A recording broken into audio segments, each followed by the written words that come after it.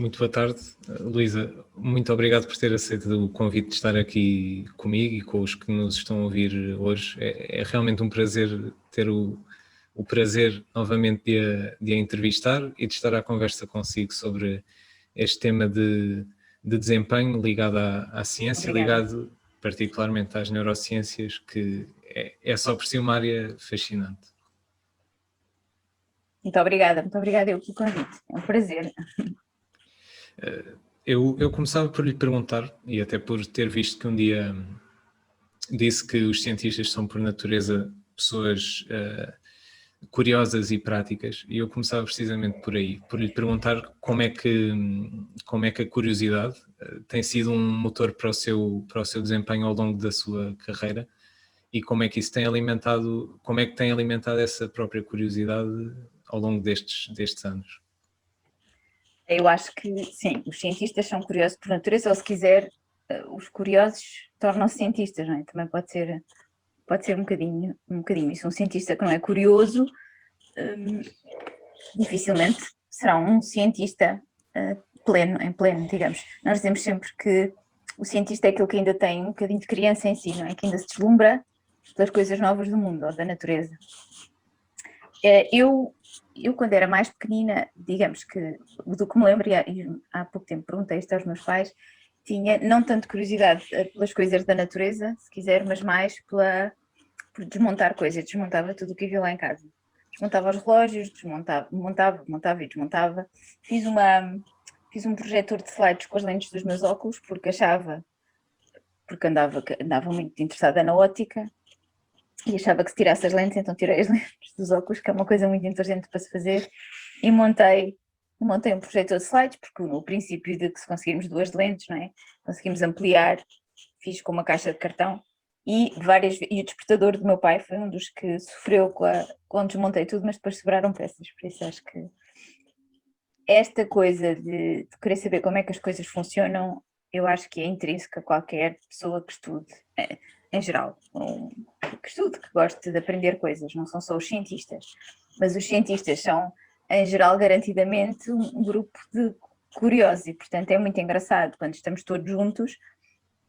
É raro não haver um cientista que ache sempre graça a uma coisa nova, seja ela qual for. Portanto, torna-se interessante. E eu acho que esse entusiasmo às vezes também passa para as pessoas mais novas, não é? Que às vezes nós queixamos que os mais jovens, não é?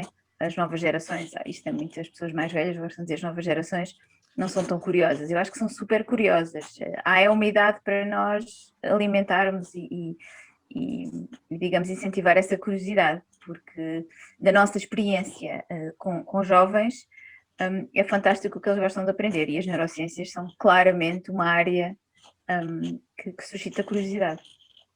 Sem dúvida, é uma área muitíssimo interessante e muitíssimo complexa, eu diria, e até é curioso falarmos sobre essa complexidade, porque neste mundo da ciência, e particularmente do corpo, onde a Luísa lida com os aspectos da mente, que por sua vez é influenciada pelo corpo, e o corpo por sua vez é influenciado pela mente e pelo código genético, pelos nossos hábitos.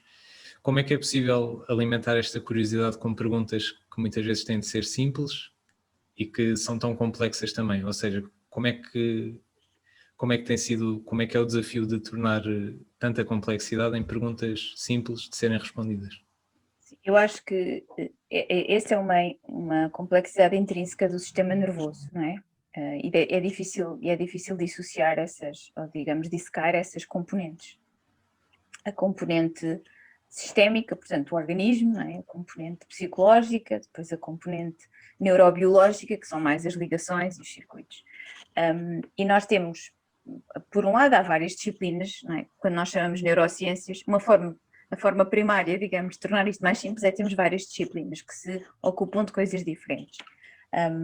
E há a psicologia, não é? Que se ocupa desta interação da mente com o corpo e na relação com os outros. Depois temos a psiquiatria, que tem mais a ver com as alterações estruturais do cérebro, a neurologia, a neurobiologia. O que nós fazemos é talvez mais neurobiologia, digamos que tentamos estudar o neurónio, que é a unidade estrutural do sistema nervoso central, e portanto simplificamos nessa unidade, se quisermos, não é?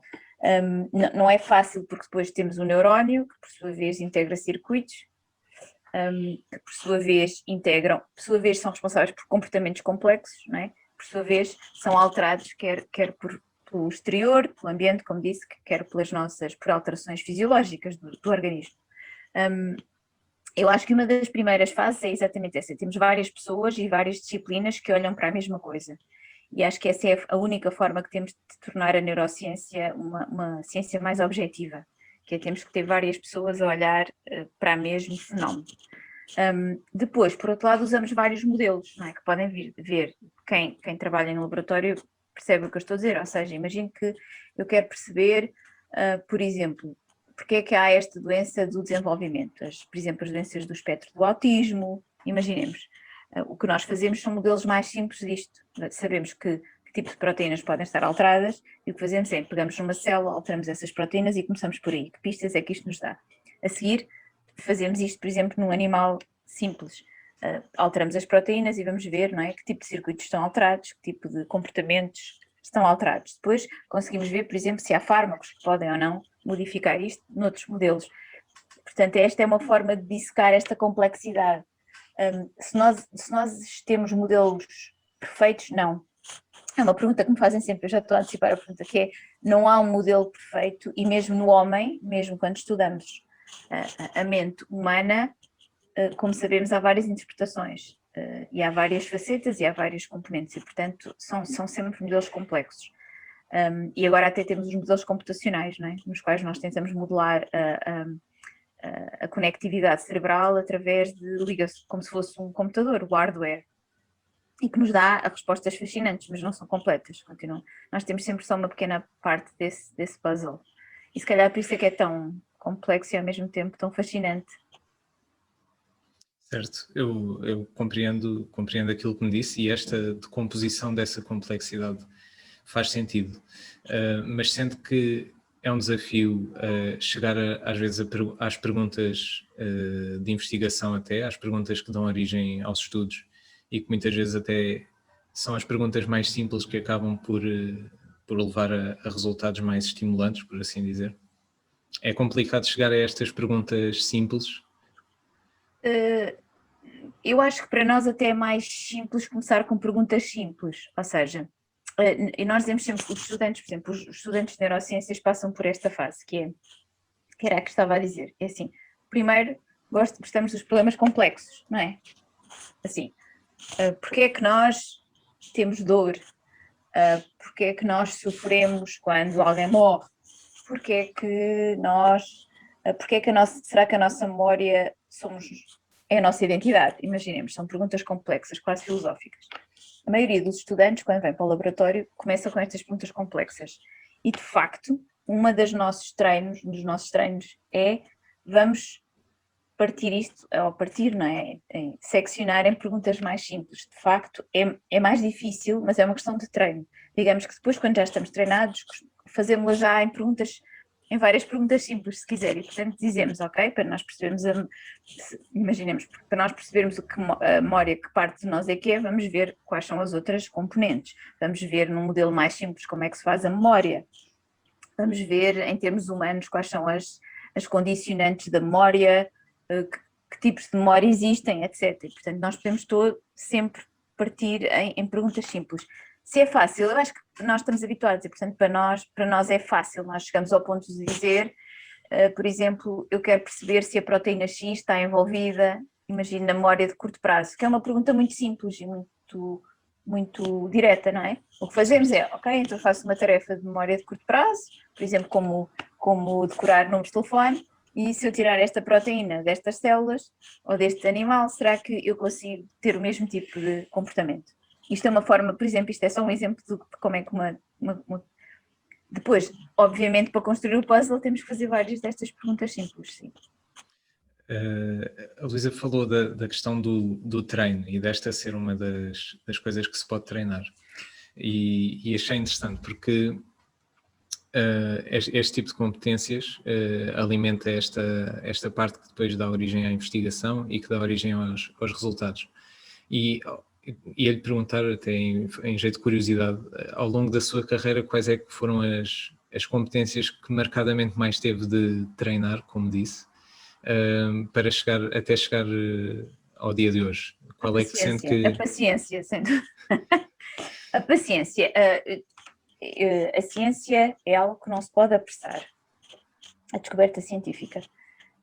E eu sou uma pessoa naturalmente com alguma energia, digamos. Gosto que as coisas aconteçam. Fico um bocadinho frustrada. Não, gosto que as coisas aconteçam quando elas estão a decorrer. Tenho alguma impaciência pelos tempos, pelas burocracias, não é? Porque é que demoramos tanto tempo a fazer uma coisa quando podíamos estar a fazer? E eu acho que a ciência, há várias competências que desenvolvemos. Uma delas, quando coordenamos uma equipa de investigação, é perceber os talentos das pessoas. Essa é uma primeira, não é? Perceber, isso é uma coisa que não se aprende na faculdade e não se aprende a coordenar. Nós aprendemos o que é a biologia, nós aprendemos o que é o cérebro, nós aprendemos a fazer experiências. Mas depois, enquanto cientistas, temos de aprender a ter paciência, a ter resiliência, a não frustrar quando as coisas demoram. A ciência bem feita demora tempo.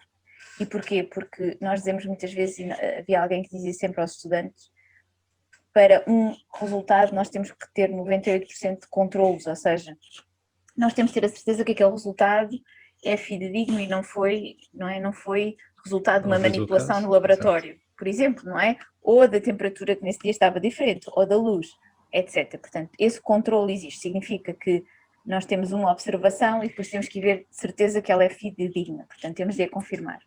O que no cérebro se torna ainda mais complexo, não é? Confirmar isto tudo. Isto é a primeira coisa. A segunda é, as coisas nunca são como nós queremos, com a velocidade que nós queremos. No cérebro, sobretudo os modelos de cérebro e de doença e de memória demoram tempo a serem implementados. E, portanto, outra é a resiliência, que é, temos que ter paciência para falhar na ciência, não é? Mas digamos que os becos sem saída na ciência são respostas. São respostas. E, portanto, nós temos uma hipótese e dizemos assim, pode ser assim, pode ser assim, pode ser assim. Portanto, se duas não são, vamos para a terceira, que pode também não ser, e se calhar é uma quarta na qual ainda não tínhamos pensado. Portanto, essa é outra competência. E a outra, como eu dizia, é também formar equipas e ter pessoas com talentos diferentes. A ciência, eu acho que as neurociências têm que ser interdisciplinar, quer na personalidade, quer na formação. Portanto, nós temos, por exemplo, biólogos computacionais, enfermeiros, médicos, informáticos, matemáticos, biólogos, bioquímicos, etc. Significa que temos de perceber primeiro qual é o talento que cada um pode trazer a uma equipa e depois também em termos de personalidade, não é? Temos pessoas que têm imenso capacidade para o detalhe, que demoram muito tempo, mas também são muito minuciosas. Essas pessoas não podem ser apressadas, mas são cruciais numa equipa. Por exemplo, nós às vezes estamos a construir, nós medimos, por exemplo, registros neuronais em laboratório, estamos a construir elétrodos, mini-elétrodos, microelétrodos, não é? Que usamos para medir registros de neurónios. Significa que isso tudo tem que ser um trabalho minucioso, quase relojoeiro, de alguém que tem que fazer isso com tempo. Depois temos que ter aqueles que são mais práticos, não é? Que não são dados aos detalhes, mas que são práticos e que fazem as coisas acontecer mais de um ponto de vista macro. Eu acho que estas talvez sejam as capacidades mais importantes, não é? A resiliência, a disciplina, que é, nós também temos o não desistir, nós temos um objetivo que é maior que nós, que é perceber como é que o mundo funciona, como é que o cérebro funciona, porque é que isto acontece assim, não desta forma.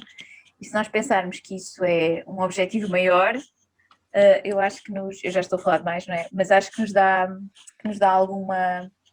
alguma capacidade, algum jogo de cintura para a ciência que tem muitos nãos, tem muitos, e temos de inverter muita vez a marcha.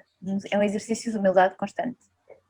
Eu acho, e ainda bem que falou, e tocámos aqui em coisas que achei extremamente curiosas e interessantes. Pegava se calhar na última, de ser a ciência ser um exercício constante de humildade, até por estar-se a lidar com algo provavelmente sempre maior que nós. Mas acho também muito curiosa a questão de aquilo que se produz hoje estar a facilitar a vida a quem amanhã vai investigar, da mesma forma que no passado quem iniciou está a facilitar a vida àqueles que hoje investigam. E gostava de lhe perguntar esta questão da comunicação da ciência e o que é que a ciência nos ensina também, até a um nível quase de humanidade, desta questão de comunicação comunicar conhecimento e de ser uma comunidade quase que se vai facilitando sempre. Uns investigadores facilitam o trabalho a outros. E gostava de lhe perguntar o que é que podemos... Sim, exatamente. Eu acho que uma das coisas fantásticas na ciência é essa, não é? E nós vimos agora eu já falo sobre a pandemia, mas estava a dizer, uma das coisas fantásticas da ciência é que de facto há uma partilha genuína de conhecimento, não só para que os outros não cometam os mesmos erros que nós, que é importante, e assim avancem mais depressa, esse é sempre o objetivo, como também de todos os nossos dados são de livre acesso para o mundo, e portanto a ciência, sobretudo na academia, não estou a falar de uma empresa, mas a ciência na academia nós até lhe chamamos de open access, portanto é uma ciência que deve ser de livre acesso para qualquer pessoa e até sem custos, que é esse o grande objetivo até da União Europeia, criar estas bases de dados de publicações científicas sem custos para todos. A internet teve aqui um trabalho fantástico, democratizou o acesso aos dados, não é? Democratizou que qualquer estudante no Peru, como já aconteceu, nos contacta e vê o nosso trabalho e tem acesso a quem podemos mandar os dados. Isto há 30 anos era muito complexo, portanto há aqui uma globalização que eu acho que em termos científicos é uma vantagem enorme e democratiza este acesso ao conhecimento. Depois, porque é importante a comunicação de ciência? Eu acho que nada melhor que este exemplo que nós sentimos, que foi esta pandemia em tempo real, que nós percebemos que nós estávamos a viver a ciência e a medicina em tempo real, que também foi uma coisa nova para todos, em que os cientistas comunicaram dados quase diariamente, não é? À medida que os iam descobrindo, assim como os médicos nos hospitais, e percebemos todos que, de facto, a transparência e a honestidade funciona melhor para a informação e para a confiança dos cidadãos do que o contrário. Por exemplo, os países que melhor desempenho têm tido nas campanhas de vacinação são os países que têm informado mais os seus cidadãos. Ou seja, esta ideia antiga de que os cientistas são uma elite, não é? A academia é uma elite e que as pessoas não percebem o que estão a dizer é uma ideia errada e que é uma coisa que devemos desconstruir. Em Portugal foi feita uma ótima campanha de comunicação, é um dos países onde a campanha de vacinação está a correr muito bem, temos muito poucas recusas à vacina e as pessoas estão muito informadas e é engraçado, eu no outro dia ainda falava com um senhor no táxi, ele sabia as vacinas, da AstraZeneca é só para maiores de 60, da Pfizer é de RNA, da Moderna é de RNA, portanto quais as que leva duas tomas, as que são só uma. Eu acho que isto é fantástico quando uma pessoa em casa sabe isto tudo, só nos ajuda a todos. Isto é informação. E informação é poder para os cidadãos. E a países onde houve desinformação, por exemplo, onde se tentou, é muito difícil nesta fase comunicar a ciência em tempo real. A pandemia foi difícil, não é, para as pessoas, porque a pessoa nem tem tempo de processar e a informação já está cá fora. E como toda a gente percebeu, estávamos todos a gerir, cientistas, médicos, políticos, cidadãos, todos nós tivemos de gerir a informação de uma forma nova. Mas aprendemos todos que ninguém aprendeu tanto quanto ciência, né? Nunca vimos tantos cientistas a falar como agora, que é uma coisa maravilhosa. É verdade. E funciona, ou seja, pode haver naturalmente informação falsa, e houve, não é? Pode haver dramatização, pode haver, obviamente, quem fizesse um aproveitamento político disto, claro, mas 80% de informação chegou às pessoas. E levou a que as pessoas lessem porque estavam motivadas, não é? As pessoas estão motivadas, são as vacinas novas, é uma doença nova, o que é que vai acontecer? E enquanto este comportamento for responsável, porque os cientistas devem ser responsáveis, aliás, toda a gente comunica deve ser responsável, um cientista ainda mais com o impacto que isto tem, funciona bem. E nós vimos que isso funciona. Onde houve informação é onde as campanhas de vacinação estão a correr melhor, onde as pessoas também podem monitorizar melhor o seu próprio progresso clínico e onde eles próprios acompanham e ajudam os epidemiologistas, não é? Quando nós temos mini cientistas em cada cidadão que diz, eu tenho estes sintomas, eu não tenho, eu sei como é que posso contaminar, eu sei. E nós todos nos tornámos talvez um bocadinho, houve alturas se calhar um bocadinho quase neuróticas, todos nós sabíamos os números da epidemiologia e sabíamos como é que se contaminava e sabíamos se era nas superfícies e se não era nas superfícies. Se foi agora nesta fase que já Portugal está com as coisas estão a correr bem, temos uma tendência claramente positiva, eu acho que olhamos para trás e houve muita coisa positiva nesta aproximação da ciência, não é? E da medicina às pessoas. E esta informação, eu sou a favor da informação, não é? E além de que a nossa investigação científica, a maioria da nossa investigação científica é financiada por dinheiro público, por impostos. São impostos quer dos cidadãos da União Europeia, quer dos cidadãos de outros países, quer dos cidadãos portugueses. Portanto, é um dever comunicar o que fazemos, comunicá-lo de forma responsável. Ver todos os dias a ciência a ser discutida é outro prazer, até os nossos olhos brilham. Eu acho que isto, enquanto cientista, não é? Ainda deslumbrado. Aliás, eu acho que estamos todos deslumbrados pela tecnologia que foi possível implementar em tão pouco tempo. Isso deu-se, de facto, ao investimento que é feito em ciência, nos cientistas e no conhecimento. Eu acho que tocou aqui num ponto muito importante e perguntava-lhe qual é que é o grande desafio da ciência para quase, da parte da ciência, poder perpetuar um pouco mais esta prática, porque neste momento houve esta necessidade pela questão de ser uma pandemia e algo novo, mas provavelmente temos muito boa informação a ser produzida até sobre outros assuntos. Lá está como, por exemplo, a Luísa estuda, questões do envelhecimento, questões de doenças muito prevalentes na população, e como é que da parte da ciência acha que pode haver uma melhoria a este nível de quase da interação com as pessoas, para que as pessoas recebam também essa informação? Eu acho que, se nós compararmos com há 20 anos, houve uma melhoria tremenda. Sobretudo em neurociências, como sabe, né? As crianças na escola, há a Semana Internacional do Cérebro, em março todos os anos, na qual nós vamos às escolas e cada vez mais temos alunos a pedirem-nos para fazer isso. Agora, há duas coisas que são precisas, eu acho, que é tempo, disponibilidade e meios. E se calhar há 20 anos nós não tínhamos nem o treino, nem os meios, que agora existem, agora estão ao dispor dos cientistas. Nós, neste momento, temos uma consciencialização maior da importância da comunicação. Aprendemos também melhor a comunicar, porque é importante que as pessoas percebam que quando nós comunicamos para colegas num congresso científico ou num artigo científico, é de uma forma muito hermética e muito específica, não é? Que raramente é apelativa ou perceptível. E por vezes caímos no erro inconsciente de falarmos para as pessoas como falamos para os colegas, porque nós temos que ser muito rigorosos, temos que estar sempre a ser avaliados e temos de ser muito precisos e às vezes, digamos, até nós dizemos, não é chatos, mas é um bocadinho, não é? É a minúcia, o detalhe. Temos de ser muito minuciosos no detalhe, que isso obviamente que não é algo que se aplique à comunicação em geral, então temos que mudar um bocadinho, não é fácil para nós. Agora, há neste momento pessoas que facilitam isso, portanto já há profissionais da comunicação de ciência que não havia e nós temos muito bons em revistas, jornais, mídia portugueses, também não havia, que são ótimos, no fundo que são ou cientistas jornalistas ou jornalistas cientistas que descodificam isso, portanto que sabem de ciência e que sabem de comunicação. E eu acho que não tem que ser sempre os cientistas a fazer isso, é bom haver profissionais de comunicação que saibam fazer isso bem, de uma forma responsável e de uma forma e bem feita, e temos de confiar neles para isso.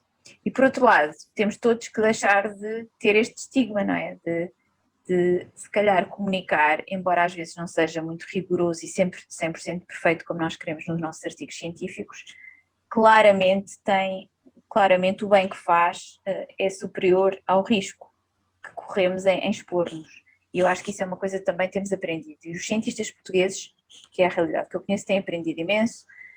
No estrangeiro há muito boas publicações de divulgação científica de alto nível e eu não concordo também na ciência ser tão simplificada que fica um bocadinho condescendente.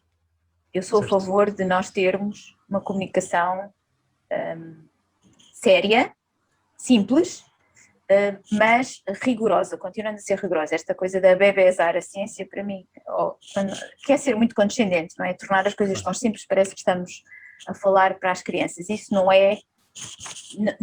não parece que seja um bom princípio, e há países que têm a ciência ao alto. A BBC, por exemplo, a Inglaterra tem uma comunicação de ciência que é excelente, que não é condescendente.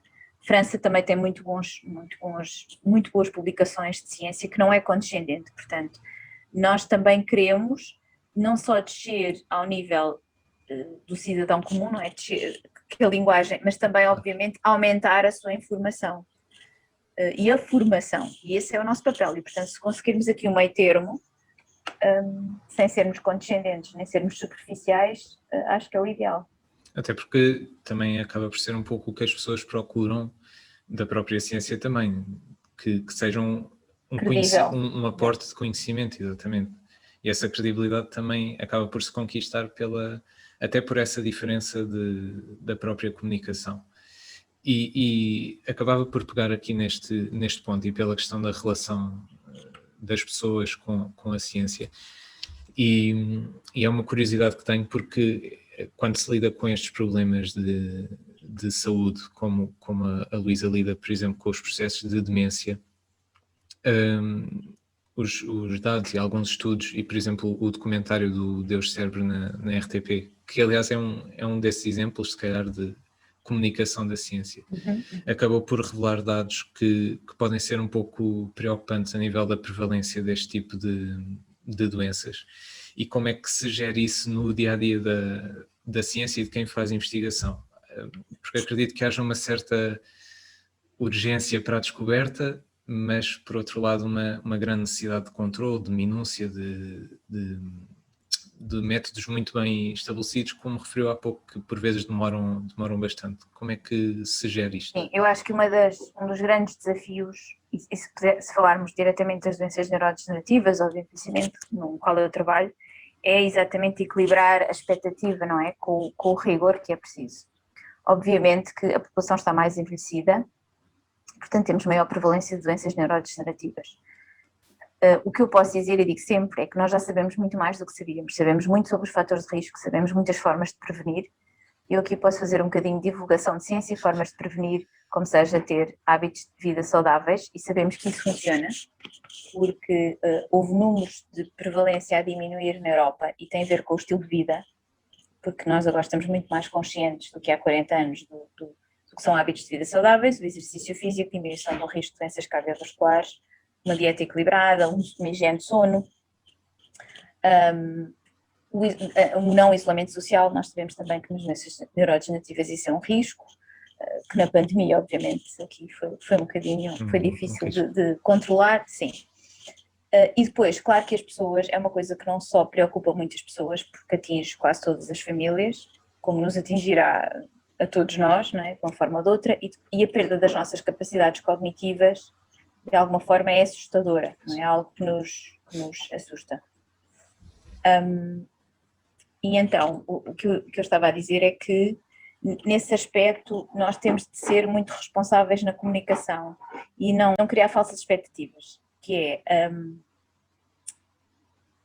todo este tipo de estudos do envelhecimento ou das doenças neurológicas levam muito mais tempo do que, por exemplo, quando estudamos, imagina uma arritmia cardíaca, não é? Certo. Conseguimos com o medicamento perceber se a arritmia funciona ou se não funciona dentro de pouco tempo. Estes estudos demoram anos, demoram muito mais do que nós gostaríamos, demoram claramente mais do que as pessoas precisam que demorassem. Portanto, a comunicação e a expectativa têm que ser responsável. Nós, enquanto cientistas, somos sempre muito otimistas. Nós achamos que estamos a saber sempre muito, e é verdade, cada dia sabemos muito mais do que sabíamos. Nunca houve tanto dinheiro e tanta gente a estudar ao mesmo tempo as doenças neurodegenerativas. E nós vimos o que isso pode fazer, como fez na pandemia, não é? Na pandemia conseguimos ter grupos em todo o mundo a estudar a vacina e conseguimos fazer com que fosse muito mais rápido. Mais rápido, exato. Portanto, exatamente, tudo isso faz com que a ciência seja mais rápida. Neste caso, nós estamos muito mais perto de encontrar soluções, mas estamos ainda longe de uma cura, como gostaríamos. Certo. Eu digo muitas vezes que provavelmente a cura não vai passar por um medicamento milagroso. Vamos perceber que é uma doença multifatorial e que vai ser um pouco como o cancro. Temos tratamentos diferentes para tipos de cancro diferentes e tratamentos individualizados consoante o tipo de pessoa. E provavelmente com as novas tecnologias que nós temos de análise do cérebro, em termos de imagem, de imagiologia cerebral, isso vai nos permitir perceber isso. E vai nos permitir também avançar. Se algo que avançou foi a tecnologia, também percebemos isso. E, portanto, nós, enquanto cientistas, temos que gerir esta expectativa. Nós estamos sempre muito otimistas, percebemos que para as pessoas é muito mais lento do que gostariam, mas, por outro lado, e como disse bem, toda a informação que sai para ser aplicada tem que ser muito responsável. E, portanto, qualquer tratamento para o sistema nervoso central, para o cérebro em particular, tem sequelas irreversíveis se não for aplicado cuidado devido. E, portanto, é nossa responsabilidade, é importante que as pessoas percebam, e agora viu-se nas vacinas, não é? A monitorização das vacinas, que nós achamos que está a ser muito bem feita, e está. Temos de ter confiança. Por exemplo, estas decisões de dizer agora esta vacina vai ser interrompida para percebermos o que é que se passa, são decisões sensatas, é o que devemos fazer. Esta vai ser interrompida, nós temos outras alternativas, é o que se faz, não é? Se temos vários medicamentos, vamos parar aqueles que podem ter. Não quer dizer que tenham um problema, mas a questão é, nós temos de ter sensato suficiente. Se alguém gosta disto, não, ninguém gostou, o governo não gosta, as pessoas não gostam, nenhum de nós gostou que algumas vacinas tivessem de ser interrompidas, não é?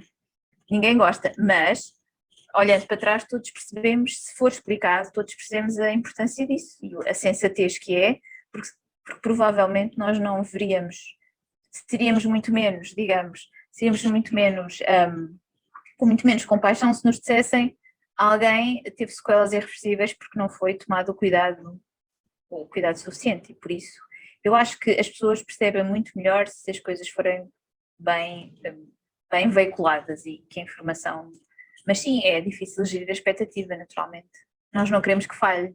Acredito que na ciência e quem investiga tenha de ter muita também a gestão da expectativa para os próprios resultados, mesmo que não sejam logo divulgados, mas para os resultados até intermédios.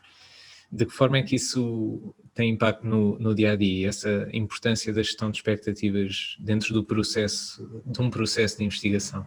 Isso era, como eu dizia, faz parte da resiliência, não é? Do processo, que é, por um lado, nós queremos que ele seja o mais rigoroso possível e, portanto, não podemos apressar. Por outro lado, ninguém gosta de perder. Nós, quando chegamos ao laboratório, uma coisa, e muitas vezes corre mal, tecnicamente. Às vezes corre mal, não sabemos porquê correu mal. Uma coisa é correr mal tecnicamente, outra coisa é não dar o resultado que queremos, não é? São dois tipos de frustrações. Quando corre mal tecnicamente é muito aborrecido e vamos para casa a pensar nisso e perceber, porque aí não temos às vezes não temos solução imediata. Quando os dados não são o que esperamos, é outro tipo de frustração mais profunda. Mas, por outro lado, como eu dizia, aprendemos a gerir porque o que nos interessa é chegar, digamos, chegar ao mais próximo do que é a verdade científica. E às vezes não é a hipótese que nós temos que ser humildes, aquele exercício humilde. Às vezes não é a hipótese que eu pus de pé, é a hipótese de outro colega meu, ou a hipótese de alguém, ou não é a hipótese de nenhum de nós e temos de recomeçar de novo. E só se trabalha com tempo, com motivação, não é? A tal motivação tem que ser maior que nós, pode ser solitário. Eu muitas vezes digo que nós temos estudantes a fazer doutoramento e há alturas em que é solitário, que eles sentem, parece que não avança nada. É verdade, mas estamos sempre a avançar, porque mesmo estas não respostas são avanços, dizem-nos não é por ali, amanhã temos que tentar outra coisa. Eu acho que é tornar cada dia assim uma pequenina vitória, é a única coisa que eu posso dizer. Muitas vezes nós dizemos no laboratório, ficamos muito entusiasmados com uma pequenina coisa e eu acho que isso nos ajuda, a manter este reforço positivo de pensar que pequeninas vitórias vamos chegar lá e temos de ser rigorosos, naturalmente. A impaciência normalmente é inimiga do rigor. E faz sentido. E acontece muitas vezes, eu lembro-me de uma entrevista que deu e que falou do exemplo até da Biogen, que estava a estudar um certo medicamento e que a expectativa era muito grande e que depois acabou por haver um retrocesso e a Luísa até referiu que se calhar foi a melhor coisa que aconteceu porque obrigou a olhar para outras coisas. Exato, isso é a minha perspectiva otimista, sim. Isto acontece muitas vezes e é muito desta forma que se pensa isto, de encontrar aqui algo que realmente nos faça encontrar uma alternativa. Em termos de terapêuticas, as do cérebro têm sido particularmente difíceis. Não costuma ser tão... A taxa de sucesso costuma ser um bocadinho maior, Porquê? Porque temos modelos, por exemplo, para as doenças da pele, doenças do fígado, são mais fáceis. Temos modelos melhores, não é? Nós temos acesso aos tecidos dos pacientes, conseguimos fazer modelos mais próximos da realidade. O cérebro intrinsecamente é mais difícil, termos acesso temos acesso exato ao tecido, temos acesso de formas não invasivas e muitas vezes indiretas, e portanto é mais aproximada os modelos que temos. Se bem que temos aumentado imenso, como eu dizia, com estas técnicas de imagem, sobretudo a ressonância magnética funcional, que nos permite ver áreas do cérebro a serem ativadas quando estamos a fazer uma certa tarefa ou em resposta a um medicamento. Eu acho que isso vai nos dar um avanço extraordinário. Agora, na questão da doença de Alzheimer, e era esse fármaco, é o aducanumab, para o qual houve muitas expectativas, a minha questão é que também, mais uma vez, o exercício de humildade e olharmos e vermos o que é que falhou. Será que nós não temos os melhores modelos ou será que aquela não é a hipótese que devemos prosseguir? E também é importante, quando as coisas falham, é assim que temos de pensar, não pensar que é um falhanço. Claro que foi é um falhanço social, é um falhanço médico, é um falhanço científico. Ninguém ficou contente, nenhum de nós, não é? Pessoas que trabalharam muitos anos para isto e que apostaram, obviamente. Mas se olharmos disto da outra forma, que é isto pode nos ensinar uma coisa nova, é que se calhar estamos a insistir num caminho que não é. Eu na altura também disse isto, eu acho sempre que custa muito pôr os cestos no mesmo, todos os cestos no mesmo ovo enquanto cientista. E portanto, enquanto cientista também sou naturalmente cética e penso sempre, espera lá, vamos aqui pensar noutras hipóteses. Eu acho que é isso que temos de fazer, eu acho que temos de olhar para outras pessoas, outras hipóteses, outras especialidades, e não ficar um bocadinho enviesados por esta coisa. E nós, quem estuda uma coisa há 20 anos, sempre a mesma coisa, às vezes temos esse perigo de ficar enviesados, não é? Termos a nossa perspectiva, a nossa visão, e é bom termos pessoas de fora que olham para isto e que nos dão uma visão mais fresca. Há duas formas de fazer isto, meus jovens, que dão sempre uma frescura estimulante e que às vezes nos fazem perguntas difíceis de responder, mas são as certas, ou pessoas que são de outras áreas e que às vezes nem são cientistas, ou que podem ser só economistas, matemáticos, não quer dizer que façam ciência, mas são pessoas que aprenderam a lidar com os problemas com outra forma, os engenheiros, isso ajuda-nos.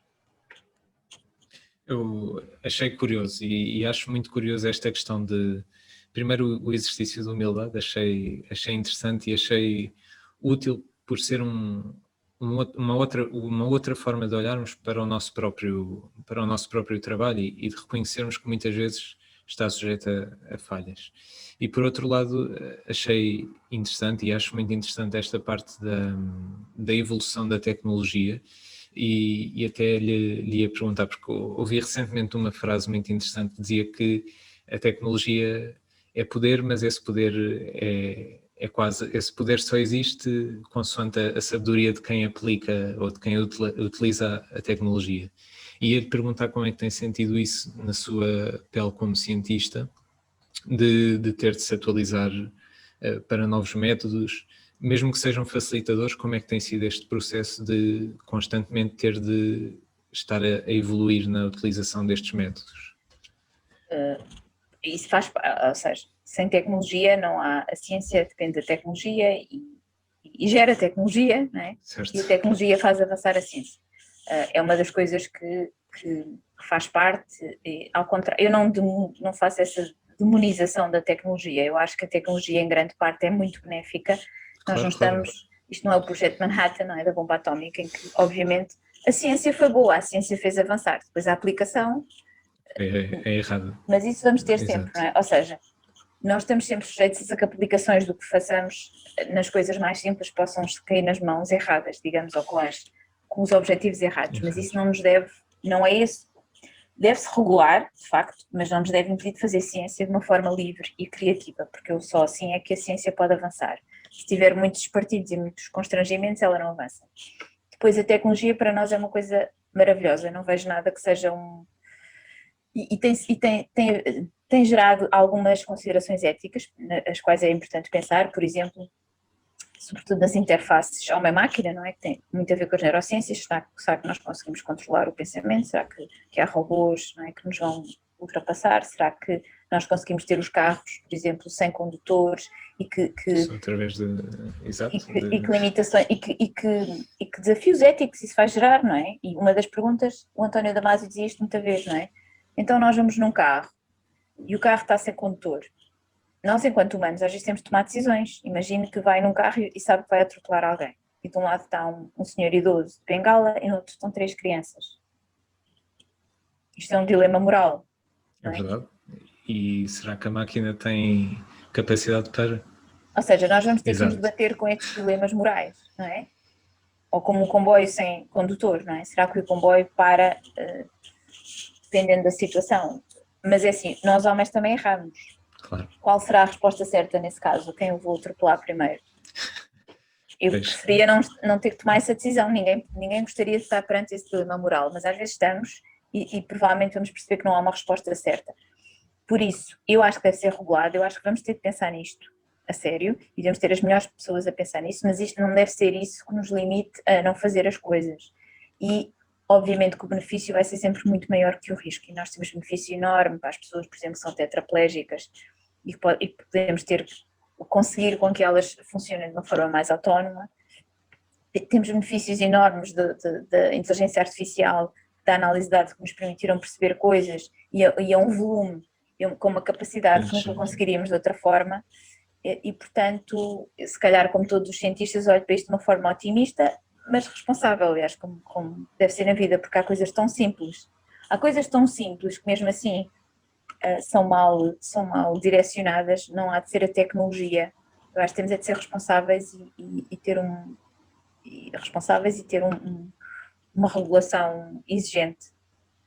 Eu aqui, eu concordo, aliás, com aquilo que disse, e acho que esta parte da tecnologia facilita muito também, lá está, facilita-nos o trabalho e facilita-nos, às vezes, até a gestão do próprio trabalho, como disse. Eu aqui tentava perguntar-lhe o desafio em relação a assumir novas tecnologias dentro do seu próprio trabalho, quando há novos métodos ou novos instrumentos. É desafiante ter de recorrer a eles, ter de aprender como é que funcionam, Sim, ter de os gerir. Eu acho que para nós até isso é mais desafiante do que quando já os sabemos usar, normalmente. Ou seja, a maioria de nós gosta de termos de experimentar coisas novas, como eu dizia, esta curiosidade. Não é? Há coisas que são mais difíceis de aprender do que outras, mas não nos podemos esquecer que o mundo da ciência é um mundo também muito rejuvenescido, ou seja, imagine, nós temos pessoas mais velhas, que são os coordenadores de equipas, por exemplo, mas temos sempre pessoas muito jovens que entram com paradigmas diferentes e que sabem tecnologias novas. Nós aplicarmos as tecnologias novas não significa que tenhamos de as aprender todas. Temos é que ter na equipa, não é? Quem as saiba utilizar e aplicar. E isso é sempre entusiasmante, em geral. Nós agora, eu estava a falar, nós agora estamos a usar uma nova tecnologia para gerar neurónios a partir de, por exemplo, de células da pele de pacientes. É fantástico, estamos todos entusiasmados. É difícil, vai ser desafiante, sim, é uma coisa que não vai ser fácil, mas em geral nós gostamos mais desses momentos, digamos, mais desconhecidos do que aqueles em que nos dizem assim, agora já sabemos fazer isto, vamos fazer isto 20 vezes. É natural, como nós somos treinados para implementar coisas, para desenvolver coisas novas. Não somos tão treinados para depois fazer uma coisa 20 vezes. Quase todos os meus estudantes, quando já sabem fazer, não gostam tanto dessa parte. Nem eu própria, porque, não é? Porque depois dizendo assim, agora já posso passar isto a outra pessoa, a fase gira, a fase mais estimulante intelectualmente. E é verdade, e portanto a maioria de nós vê isso não como um problema, mas como uma vantagem, é uma coisa que nos estimula. E também nos torna os dias todos diferentes, ao contrário das outras profissões, não é? Como eu dizia, não é? Que às vezes temos de estar sempre a fazer a mesma coisa. O nosso dia-a-dia pode passar de estarmos a construir elétrodos para uma coisa para estarmos a olhar para células de uma forma nova, ou estarmos a olhar para um método de estimulação de neurónios novo, e obviamente que para quem gosta, não sei se toda a gente gosta, mas para quem gosta como nós, é fantástico. E depois esta interação entre várias áreas, por exemplo, nós às vezes aprendemos coisas novas com os colegas que estudam cancro, que estudam a parte vascular, às vezes não nos lembrávamos, eles, por exemplo, coisas engraçadas que eles utilizam, imagina, para o estudo da malária, que é uma coisa que no IMM se faz muito, e que nós pensamos, espera, se calhar eu consigo adaptar, se calhar isto seria uma boa solução para um problema que eu estou a ter. E eu acho que isso para nós é muito estimulante, eu acho que só estando, quem esteja neste meio é muito estimulante, eu acho que a maioria das pessoas gosta, em geral. Para quem não gosta é mais complicado, para quem não gosta de mudanças, para quem tem mais dificuldade de adaptação a novas situações, pode tornar este processo um bocadinho mais complicado, sim. Acaba por, se calhar, encontrar-se dentro da equipa essa simbiose entre todos, como disse no início, de haver perfis diferentes e se Sim, calhar sim, pessoas que até preferem essa são mesma todos parte. importantes, sim, e nós temos que ter aqueles mais curiosos e mais, como eu digo, mais impulsivos, daqueles que pensam melhor as coisas, e são todos importantes, e todos contribuem para o sucesso das ideias e das equipas. Eu acho que não há um perfil que seja o ideal, eu acho que todos são importantes. Luísa, eu agradeço imenso esta partilha. É pena estarmos a Eu chegar é que ao agradeço. final. Eu, para terminar, gostava só de lhe pedir um comentário sobre uma frase de Michio Kaku que eu achei interessantíssima, que é: o cérebro é inesgotável. Eu gostava de saber a sua reflexão sobre isso. Isso é um paradoxo, não é? É uma frase muito engraçada, é um paradoxo para um neurobiólogo, digamos. Alguém que faz neurobiologia gosta de pensar que o cérebro, que vamos um dia conseguir compreender o cérebro, não é? E portanto que ele não é inesgotável na sua, ou seja, que conseguimos se calhar enquadrar todas as suas capacidades num modelo computacional. E há quem defenda isso, não é? Há quem defenda que o cérebro não é mais do que um computador muito sofisticado e que um dia nós vamos conseguir. Eu acho que o processamento das emoções, por exemplo, e da interação com os outros vai ser inesgotável. Não tanto a neurobiologia mais simples, mas esse é inesgotável. E como eu dizia sempre, espero que o cérebro seja inesgotável, porque eu espero que nunca ninguém me consiga ler o pensamento, que seria uma chatice, ou que consigamos ainda surpreender os outros, porque se o cérebro fosse algo que nós conseguíssemos prever, deixamos de ter esta interação da natureza humana que é Surpresa. tão, exatamente, que é tão interessante. E por isso eu sou a favor do cérebro inesgotável, apesar do neurocientista, não é? Do objetivo último do neurocientista é conseguir perceber o cérebro na sua totalidade. Pronto. Luísa, agradeço mais uma vez muito a sua disponibilidade para estar aqui. Foi de facto um enorme prazer receber o seu feedback sobre isto, que é de facto alto desempenho ligado à ciência, e agradecer-lhe também, enquanto cidadão, ou em nome se calhar de muitos cidadãos, aquilo que faz também para o progresso do conhecimento e para o progresso da ciência, que um dia estará, e hoje em dia está à disposição de todos, e portanto é dar os parabéns por fazer parte desta dimensão tão grande que é a ciência e que é tão benéfica à vida de todos nós. Agradecer-lhe mesmo mais uma vez, Eu é e que em nome agradeço. destas duas coisas. Eu é que agradeço, obrigada, e gosto sempre de dizer que nós não fazemos mais do que o nosso trabalho, não é? Parece mais romântico e parece mais estimulante do que muitos, mas para nós levamos-lo tão a sério como obviamente, e achamos que todos os trabalhos são importantes. Eu penso é que a ciência de facto tem nas pessoas esta imagem mais inalcançável, não é? Certo. Mas nós de facto levamos o trabalho a sério e gostamos muito de o fazer. Que no fundo é o mais importante, e é também o que faz alavancar estes resultados e este progresso tão Claro. grande. Agradecer-lhe mais uma vez e desejar a maior das sortes e a continuação do maior sucesso pessoal e profissional para a sua vida. Obrigada. Obrigado.